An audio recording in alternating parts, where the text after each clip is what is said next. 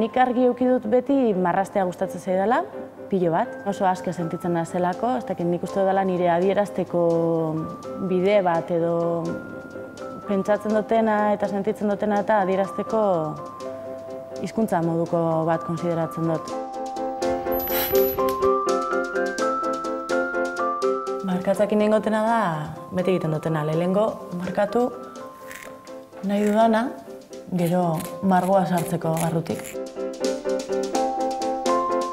Ez dut nahi egin zer kolore asko-askokin derrigortuta.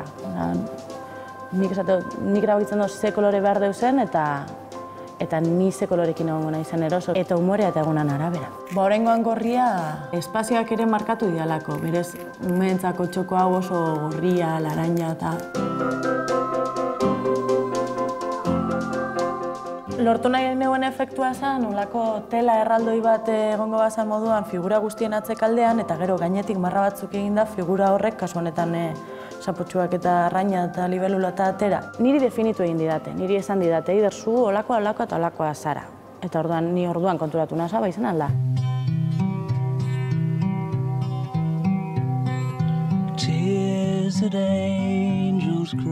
Esaten dabe borobila, oso borobila dela, gozoa, eta lasaia.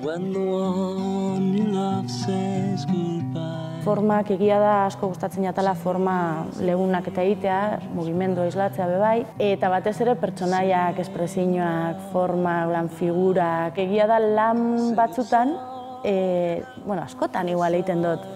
Pentsau nik 8 urte eukiko danitu zelan interpretako nuen marrazki hori. Nire ilustrazioak azken finean dira aur liburuetako ilustrazioak. Ni testu bateri laguntzeko nau liburu horretan. Nire presentzia liburu horretan da ipuin bat osatzea. Nire ibilbidean edo libururen batek markatu badeu egizulo liburua izango zen. Autore egile oso desberdinak zeuden hor sartun da.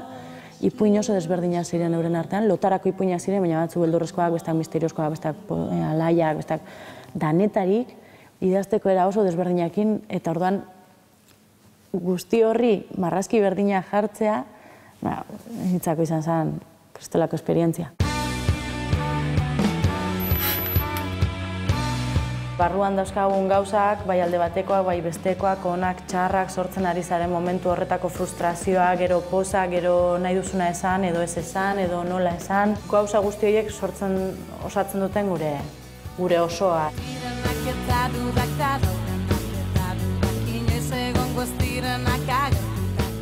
Bai lanagaitik eta bai gustatzen zaidalako, nik esango nuke nire buruan irudiak dantzan denpora asko da bizela. Batez be lanean, oindala 3 urte montatu nuelako Larraizu Azokin batera dirudi enpresa. Hemen ikusten dena da apur bat gure lan prozesuan dirudin, karteletarako edo pertsonaien diseinuetarako edo horma irudietarako egin ditugun bozeto mailako irudiak, danetari dago.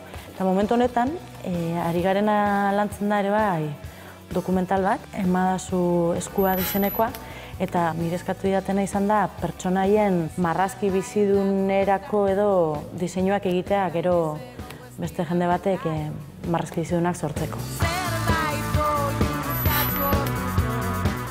Eta hemen sortu dugu olako bide berri bat edo dala vinilo serie bat. Badaude bi pertsonaia, direla izena ematen diotenak guzti honi, Mosuri, Motel eta Sua, marrazkietan beraiek azaltzen dira egoera desberdinetan.